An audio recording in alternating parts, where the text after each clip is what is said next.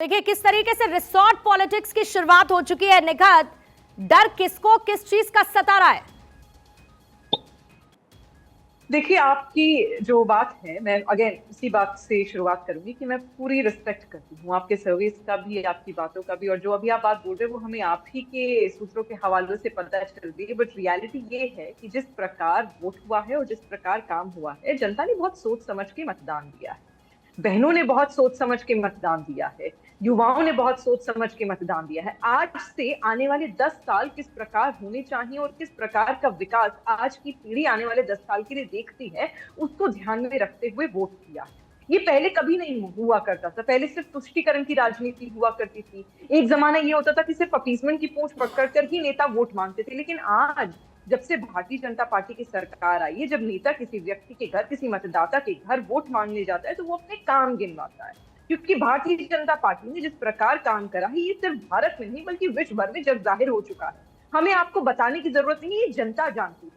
और जनता ने अब इस बात को समझा है, परखा है और आगे उसी प्रकार वोट दिया है कि अब मुझे पता है कि मुझे भारतीय जनता पार्टी की सरकार केंद्र में भी और हर राज्य में बनानी है। और तभी भारत का और उसके प्रदेश का, जिस प्रदेश से वो व्यक्ति आता है, ये आत्मविश्वास है या अति आत्मविश्वास? क्योंकि कांग्रेस तो लगातार आपको 50% कमीशन की सरकार बताती रही, ये बताती रही कि किस तरीके से आपने भ्रष्टाचार से ठगा है मध्य प्रदेश को।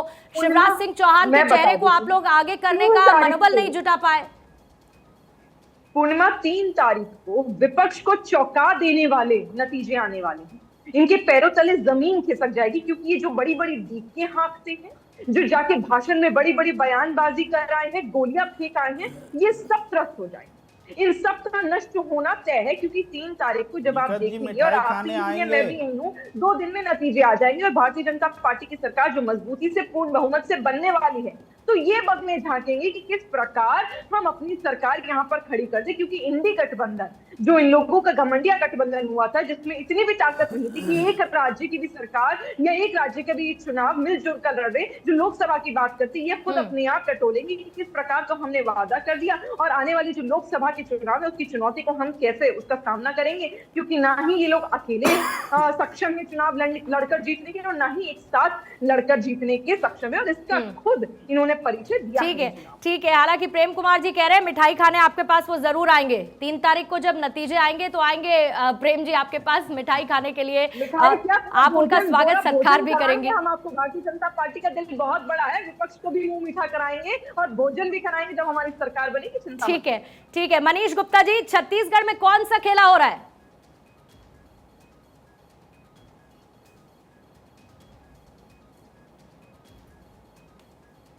मनीष गुप्ता दिख नहीं रहे। मनीष जी, अवधेश जी, आपको लगता है कोई खेला हो रहा है छत्तीसगढ़ में? रिसोर्ट पॉलिटिक्स वाली जो खबर मैंने बताई। नहीं, हो सकता है थोड़ा सचेत हो, क्योंकि उन्होंने अभी अपना सर्वे कराया होगा। अभी सरकार है, उनके पास इंटेलिजेंस है, तो अगर ऐसी रिपोर्ट है कि उनको बहुमत नहीं आ रही है या दोनों को बराबर आ रही है तो उसकी कोशिश करेंगे। क्योंकि भारतीय जनता पार्टी सत्ता से बाहर है और बहुमत नहीं आ रहा है, तो और मान लीजिए कुछ निर्दलीय जीत जाते हैं तो कुछ भी हो सकता है, नहीं भी हो सकता है। तो वो कर रहे हो अगर ये खबर सही है तो। लेकिन ये भय चुनाव के पहले कांग्रेस के अंदर क्यों पैदा हो रहा है? अगर आत्मविश्वास आपका इतना ही है कि हम जीत रहे हैं तो इस प्रकार के समाचार बाहर नहीं आने चाहिए। ये तो कॉन्फिडेंस में कमी दिखाता है, या फिर जमीनी स्तर पर आपके पास या तो सूचनाएं नहीं है या जो है वो सही नहीं है। तो और दुर्भाग्य से मतलब ये जो रिसोर्ट में ले जाना ले आने का खेल है, राजस्थान में तो कांग्रेस पार्टी के अपने ही अंदर के विद्रोहों का कारण करना पड़ा। राजस्थान में दूसरी पार्टी खेल नहीं कर रही थी, क्योंकि इस स्थिति में नहीं था कि 24, 25, 26 लेकर के और बना दे। तो कांग्रेस को अपनी पार्टी के अंदर से भी यह है, जो भी हो भारतीय राजनीति में जनता जिसको बहुमत देगी, अगर मान लीजिए कांग्रेस को बहुमत आ जाएगी तो रिसोर्ट का क्या करेंगे? दूसरी पार्टी करेंगे। बीजेपी को बहुमत आ जाएगी तब भी रिसोर्ट का कोई अर्थ नहीं होगा। राजस्थान का चुनाव परिणाम जो है वो पिछली बार के भी बीजेपी और कांग्रेस में सीट का बहुत अंतर था। तो इसीलिए राजस्थान में जिस समय की वो बात लेकिन ऐसे तो फिर सर मध्य प्रदेश में अगर कहेंगे तो चुनाव तो फिर कांग्रेस जीतेगी ना। देखिए ऐसा है, लेकिन सरकार फिर बीजेपी ने बना ली। मध्य प्रदेश में पिछली बार भी कांग्रेस को 114 सीटें थी, 109 सीटें बीजेपी की थी। तो कांग्रेस ने भी जो सरकार बनाई, बीएसपी के विधायक थे, समाजवादी पार्टी के विधायक थे, और उस प्रकार से वो सरकार बनी थी। वो बहुत ज्यादा भारी बहुमत पर सरकार नहीं थी वो। तो ये राजस्थान की भी जो सरकार थी वो भी भारी बहुमत की सरकार नहीं थी।